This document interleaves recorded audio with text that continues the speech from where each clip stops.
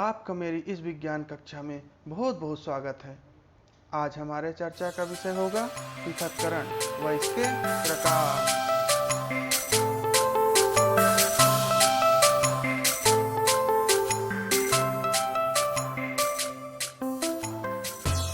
आपने दैनिक जीवन में मिश्रणों को उनके अवयवों में अलग अलग करते देखा होगा। ऐसा करने के लिए हम कई तरीकों का इस्तेमाल करते हैं, जैसे चाय बनाने के बाद छन्नी के माध्यम से चाय की पत्ती को चाय से अलग करते हैं। मक्खन को दूध या दही से अलग करने के लिए मथा जाता है।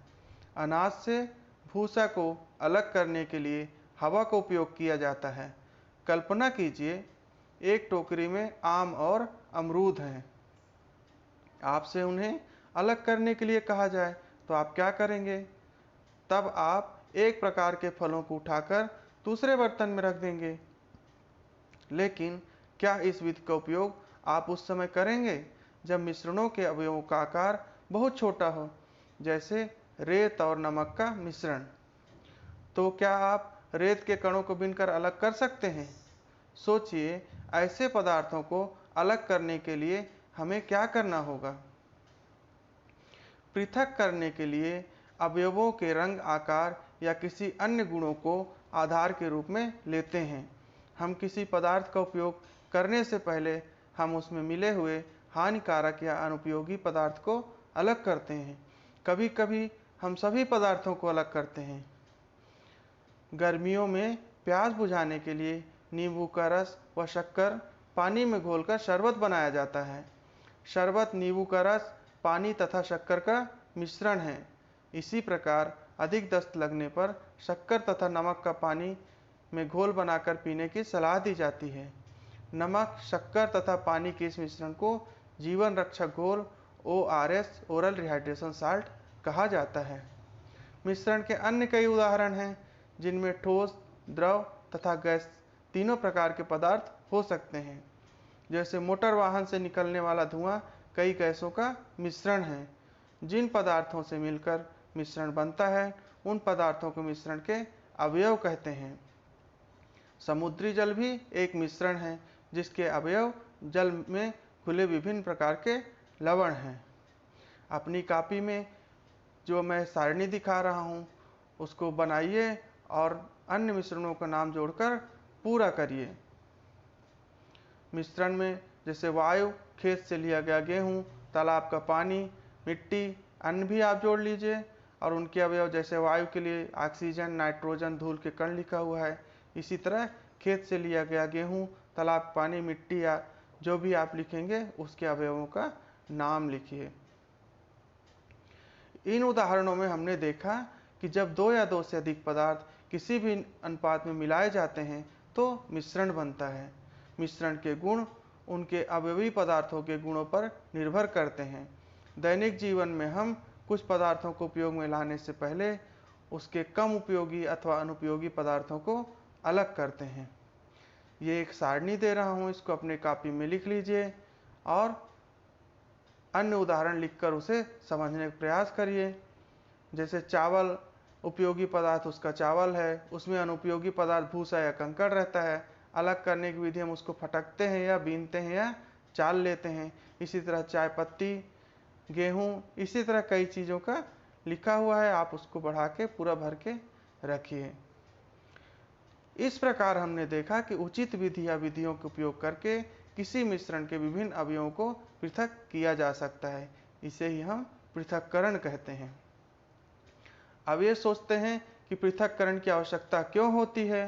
तो पृथक्करण की आवश्यकता इसलिए होती है कि अवांछनीय अवयवों को हटाने के लिए, मतलब जो अनचाहे चीज़ हैं, जो भी वास्तव में हमें वस्तु चाहिए होती है, उसके अलावा जो अवांछित या अनावश्यक या उसमें कचरा जो होता है, उसको हटाने के लिए हम पृथक्करण का उपयोग करते हैं।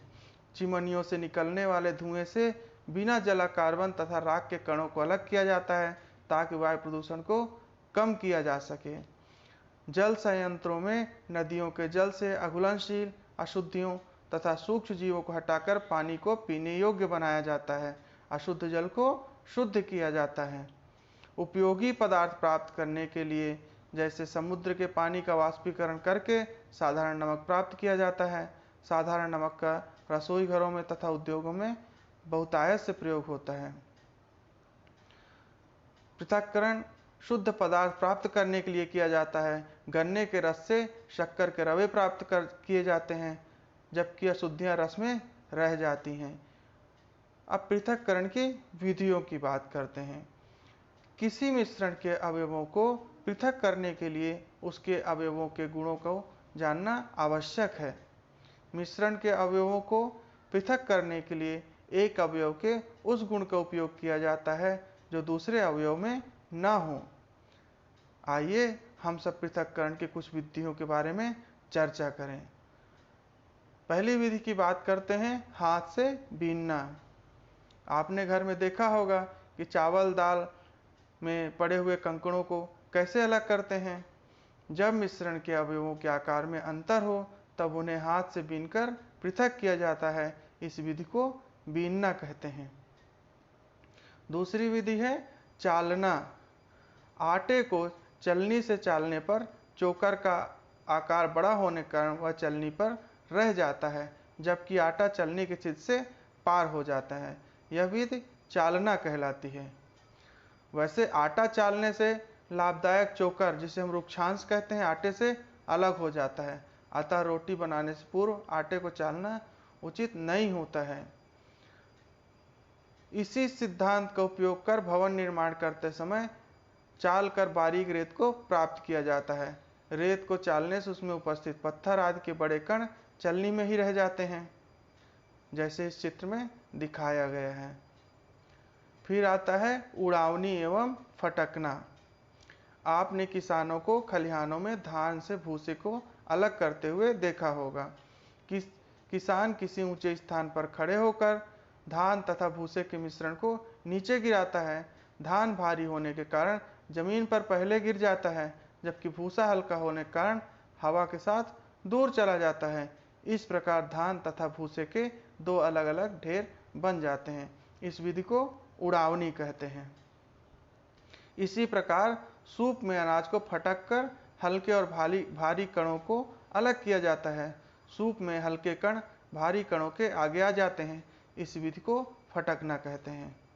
तो बच्चों, आज की कक्षा में हमने पृथक्करण व इसकी आवश्यकता के बारे में जाना और पृथक्करण की 3 विधियों, हाथ से बीनना, चालना एवं उड़ावनी या फटकना के बारे में जाना।